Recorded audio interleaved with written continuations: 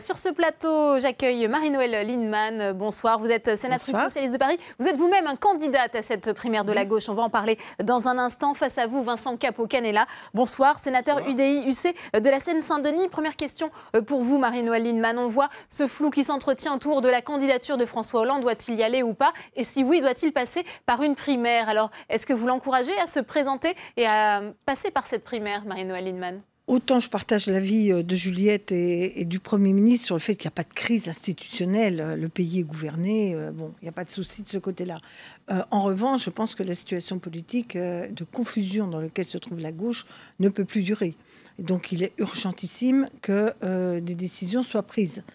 D'ailleurs, c'est quand même un peu inquiétant, un système institutionnel où nous sommes tous à attendre la décision d'un seul homme, comme si notre avenir commun ne dépendait que d'un seul. Reste qu'il faut que maintenant la décision soit prise. Moi, je conseille à François Hollande de ne pas être candidat parce que je pense qu'il ne sera en aucun cas élu et je pense même qu'il va être battu fortement à la primaire. Il n'est pas en situation de rassembler, son bilan n'est pas bon. Donc, je pense qu'il faut maintenant, et encore moins, de contourner la primaire, ce qui le mettrait dans une immense fragilité.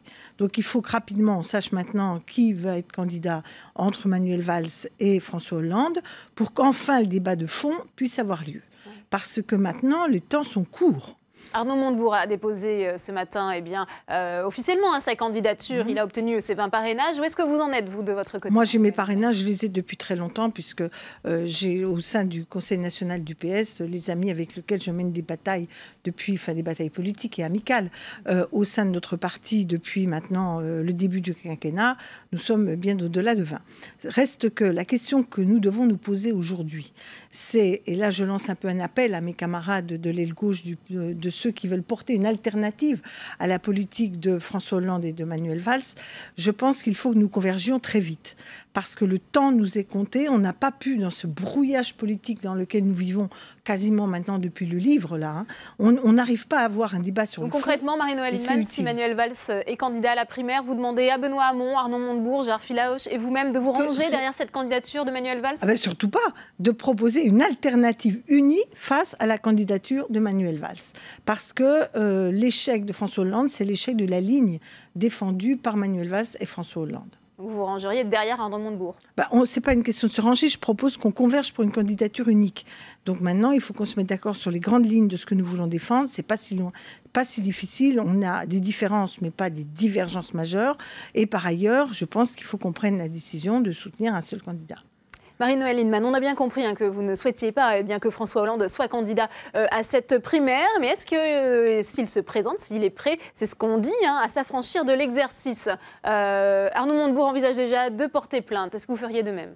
En tout cas, il n'y a pas besoin qu'on soit 15, mais en tout cas, il ne pourra pas être le candidat soutenu par le Parti socialiste. Parce que nos statuts sont clairs.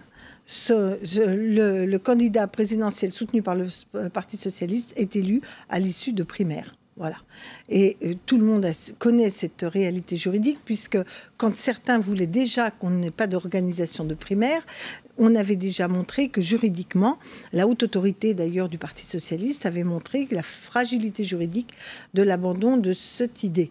Donc je crois que tout ça est de l'agitation sans suite, car François Hollande a déjà peu de soutien. Si en plus il n'a même pas l'étiquette du Parti socialiste, je pense qu'il n'a strictement aucune chance, si ce n'est de terminer dans les oubliettes, ce qui n'est pas souhaitable. Oui. On parlait de crise institutionnelle. Imaginez un instant que Manuel Valls soit candidat à cette primaire, qu'il soit battu. Est-ce qu'il peut rester Premier ministre jusqu'à l'élection présidentielle entre le 29 janvier et le premier tour de la présidentielle? Il y a un président de la République. Si Manuel Valls est battu, il en tirera les conséquences. Il verra lui-même ce qu'il pense préférable. Et donc, moi, je n'ai pas de conseils à donner de ce côté-là. Ce qui est clair, c'est qu'en effet, de toute façon, quelle que soit la situation, on voit bien la fragilité du pouvoir en place. Donc, tout le monde doit faire son travail jusqu'au bout. Et d'ailleurs, au passage, on pourrait prendre des décisions opportunes, comme par exemple la revalorisation du SMIC au mois de janvier. Parce qu'on voit aujourd'hui que le pouvoir d'achat de nos concitoyens, d'une part, pose d'énormes problèmes de vie quotidienne pour un grand nombre de Français, et d'autre part, on a besoin d'une consommation intérieure qui soutient les carnets de commandes de nos entreprises et notre activité. Donc voilà, il faut qu'ils fassent leur travail. Maintenant, moi, je souhaite que la primaire fasse émerger une candidature alternative à la ligne politique de François Hollande et de Manuel Valls. Pourquoi? Parce que c'est la seule façon de réouvrir la question du rassemblement des forces de gauche. C'est la seule façon de pouvoir reparler aux couches populaires qui aujourd'hui se détournent de nous. Donc je crois qu'on ne peut pas imaginer gagner cette élection et si on reste sur le couple exécutif à une des responsabilités à l'issue de la primaire.